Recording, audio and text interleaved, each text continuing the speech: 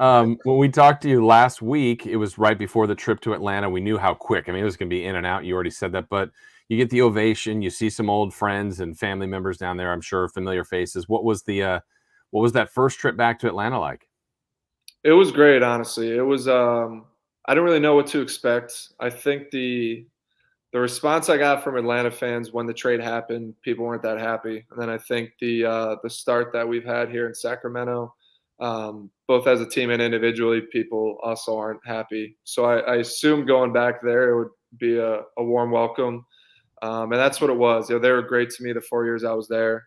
Um, Even when we were losing, they were great to me. And so hearing my name called, there was a little cheer there. They played a video for me, and obviously have a lot of friends that are still there. Have a lot of friends that are still on the team. Got to see some old teammates, and it was short lived. It was good though. I wish it wasn't on a back to back. I wish we came out of there with the W, but it was good to see some familiar faces for sure. Kevin Huerter with us, brought to you by Jiffy Lube and the Kevin Huerter Show on Sactown Sports. So you win 7 in a row after that Memphis game. It's been a long time since I've seen this city that way, lighting the beam, doing the whole thing. People are going insane. And now 3 in a row on the other side against Atlanta, against Boston, and against Phoenix. You're talking about some phenomenal teams, 2 of which are bona fide title contenders. Obviously, you want to win every game, Kevin, but at the same time, I would imagine quality of opponent helps with attitude going forward. Yeah, it is. We're not down on ourselves for it. I think the positives are we were in every game. We had an opportunity to win every game. I think that Atlanta game, I don't think we had great energy. It started off the game, us starters. I don't think we came out with great energy. We got a big boost from our bench. I think Malik played really well in that game. Charles played well. Chimezi had great energy. And just starters, we just didn't have it. And we were still in that game. I think it was a 2-possession game late. And Trey just kind of hit some shots to put us away. And we go to Boston. It was a lot better. Our movement was better. We didn't start off great. End up that third quarter, I think we got up 6. And they kind of brought some guys off their bench, and they hit a lot of shots, and we didn't respond the right way. Offensively, we didn't get the same looks. We didn't get the same movement. So I think we learned a lot from that game. Boston was able to take us out of what we do really late in that game. And then here against Phoenix, I think a couple of days ago we had a lot of opportunities to win that game. Booker was obviously really good all night. He just felt like he just made tough shot after tough shot. The big rebound late that we didn't come up with. I don't think we shot it very well. We haven't shot it well in a little over a week. I think that's something that we've talked about as players is that we got to get back to making shots and continue to take high percentage shots. But each game in different ways, we had opportunities in every one. And you could take that away. Boston's number 1 in the East. Phoenix is number 1 in the West. And, both those games, we felt like we had opportunities to win. And so moving forward, we have winnable games coming up. We look at every game, especially at home, that we should win. And so our mindset hasn't changed. When the team's not shooting it well, like you're not right now collectively, and maybe even you, it's gone down from where you were, which was just an unbelievable pace. Is it literally just, okay, the next game I'm going 6 of 8? Like, what's the approach when it's just not falling as rapidly as it was before? Yeah, I mean, you need to get back in the gym. I think that's first and foremost. Results don't come by accident. So, guys, you need to go get extra shots up. You need to get your work in. It's usually tougher to get your work in on the road. You don't have that gym time. But now that we're home, guys got to get their individual work in and go get shots up. And a lot of times you trust the results will come. So we have a lot of really good shooters on this team. We haven't shot well collectively as a group in a couple games, but I think we'll revert back to the mean, and we'll hit some shots here coming up. For you personally, I think it's important to note in when you look at the score from the game against Phoenix, your 3-point shot wasn't falling, yet you were still above 50%. You were getting your work done on the perimeter and inside. But as Jason mentioned, this torrid start behind the arc for you, and last 4 or 5-ish games, it's fallen off. My question for you would be, is it something that you think is on Kevin? Are other teams scouting different and doing things that are bothering you? And I don't want you to give away trade secrets, but we are curious if it's you, if it's the other team's, combination of both. It's definitely a combination. Every team isn't letting me come up the court. Every team is trying to push me backdoor, not letting me catch the ball. And I think that's where you're seeing I'm getting a lot more backdoor cuts now. I'm getting a lot of opportunities at the rim that I don't think I was getting early in the year. So that's been tougher. My looks from three have been tougher. I'm not getting – if guys are driving, my guy doesn't move. A lot of times they're in a face guard, which for other guys on our team is great. In a lot of ways, that's my job. But, a big job or, part why I think I can be important in his offense is obviously that attention, but it's getting other guys open. It's, I think my movement is really important. Me just cutting back door, getting guys out of plays, whether I'm getting the ball or not.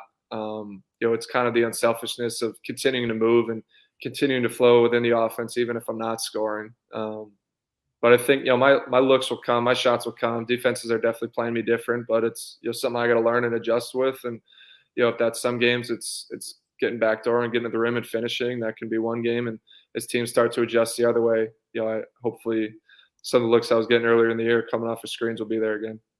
Speaking of shooting, I don't know if this is an odd question, but you guys have a lot. Your free throw shooting as a team is all improved. It's been great as a collection. But for some reason, Kevin, it seems like on the technical fouls, it's happened to you. It's happened to Barnes. It's happened to Fox. I don't know. Is the one isolated shot with you by yourself more difficult than any other free throw for some reason? We've actually joked about this. So start off the start of the year, I was shooting the technicals, and then I think I missed two. And so De'Aaron, he started off the year, he had made a number of consecutive free throws in a row. So I think maybe we were at the Lakers, and he came out to me. He's like, I'm shooting the technicals this game. I'm like, bro, you got it. Like, I missed the last two. I was giving it up. And I think he missed one in that game early and, turned around and, looked at me and smiled. And so then the next game, I think it became Malik. And Malik shooting, over 90% from the line. He went up there, I think, and missed his first technical. And then one game, it might have been back to Harrison. So last game it was back to me. Luckily, I was able to knock it down, but I really don't know what it is. It's actually something we've acknowledged as players. Like, bro, why can't we make technical free throws? So we haven't tried Domas yet. Maybe we could try him out. But for the time being, I guess I'm taking him again.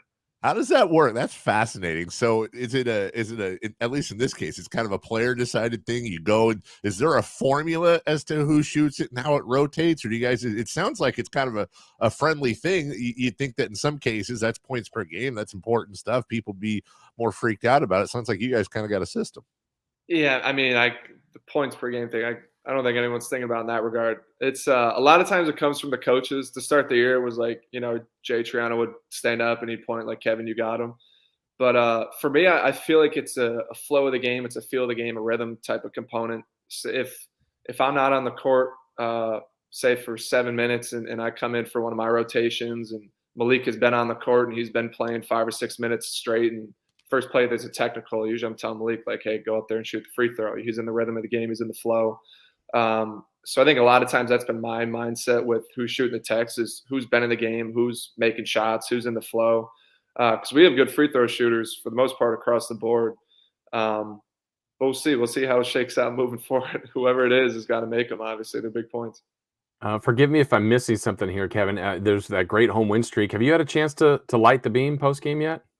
I have not, which is wild. They need to figure out a way to get the beam that goes down into the arena. Yes. You press the button and you see it on the big screen. It goes up. We need a beam on the top of the arena that points down and it goes center court. They're working on a bunch of stuff, dude. I hear, I don't know specifics, but I think at some point sooner rather than later, there's going to be some sort of video production and they're working on a bunch of things. Perfect. Okay. As long as everybody's on the same page, we need to up that visual. I don't know because obviously what we watch on TV is different than what you're seeing on the bench or in the, at a timeout. There was a moment yesterday that really, it was super cool during the game. We saw on the broadcast, DeAndre Ayton came over, got a quick basket, a clear basket, and Terrence Davis was supposed to be in a spot at the top of the key or towards the top of the key. And Mike Brown calls a timeout. Coach Brown calls a timeout. And not only does he kind of light into TD a little bit, but something you rarely see, he gets TD over underneath the basket and in front of 18,000 start showing him exactly where he should be. And I don't know if it was 2 or 3 possessions later, TD gets up, takes a hard charge. He's laughing while he's still flat on the floor and smiling. And Coach Brown looked like he was a proud dad jumping up and down. Dude, how cool is that to not just have players that have their egos in check to take that type of instruction, but Coach Brown just really seems like a fun guy to learn from. Yeah, he is. I mean, he'll let you know. I don't know if people have noticed. but he won't. He's not shy about letting you know when, in that case, when you should be in the paint to take a charge. But obviously, that's a super coachable moment. That's big ups to TD for like you said, his ego is checked. Got a called timeout. Coach has shown him how to do something in front of 18,000 people, and all he does is go out there and take a charge. And so, that's the selflessness and the unselfishness that we need on this team. And that starts with Coach Brown, and he's not afraid, whether it's in practice, a huddle, or a film session, to call guys out. And that's kind of the culture we're building here. Is guys are willing to learn from him. And then moments like that get that building going. You've hit some big shots late in games and some of those thrilling wins and that comeback. What's that moment like? Like, you've had the 3 with the pose, keeping the fingers up, like, just, everybody's cheering for you. You've hit a big shot. I don't know. We're all feeling like we're there with you, but you're on the right end of that. What's that feel like for you to hear all that noise at G1C? Yeah, it's incredible. It's our fans have been great, especially to start this year. Other teams are taking notice too. I don't know if people caught that clip of Ayton talking about it after the game yesterday, how loud the crowd was. KD gave his respect after they came in here. I've had different players talking out after games how great our crowd has been, and that's just a testament. I mean, it's what you hear about when you kind of come to Sac, is how crazy and good the fans can be, and it's our job to give them something to cheer for. And we put together a couple good games here at home. Obviously, had a good opportunity last game, but as long as they're behind us, it's a really fun atmosphere to play in, especially the way the arena's built. On the baselines, it feels like the crowd is on top of you. They're really into the game. They're standing up late in the game. And it's a fun atmosphere to be a part of, for sure. Last thing for you tonight, Indiana. Obviously, you're on a 3-game L streak. You need to win. Of course, every game's important. But as you experienced in Atlanta last week, there's going to be a lot of emotion in the building, not just Buddy Hield coming back, but Tyrese Halliburton coming back. That was a huge move that's still talked about quite a bit here in Sacramento. So not necessarily just for you, but in general, is that something you tune out, you keep your emotions in check, focus on the W? What's the mindset going in? For me, honestly, it's just another game. I don't know any of those guys personally, just know them from playing against each other. I'm sure Tyrese, I'm sure Buddy probably got this game circled on their calendar, and Domas similarly is probably got our game. We go back to Indiana circled, and wants to show Sac and the Pacers that was the right move, and so I'm sure those guys obviously maybe individually they have more stock into this game, but for me it's another game. Like you said, we got to go in to win. Pacer team that is middle pack towards the bottom of the pack of the East, and a young team that is coming in here, and it's a game that we got to win, especially on our home court. So obviously really looking forward to it. That is Kevin Huerter, the Kevin Huerter Show, each and every Wednesday, 8:27, brought to you by Jiffy Lube. Good luck tonight. As always, appreciate it. And let's light that beam, and let's get you on lighting that beam here really soon. You already know. Let's tonight be the first night. Yes. All right. Thanks, Kevin. We will be right back.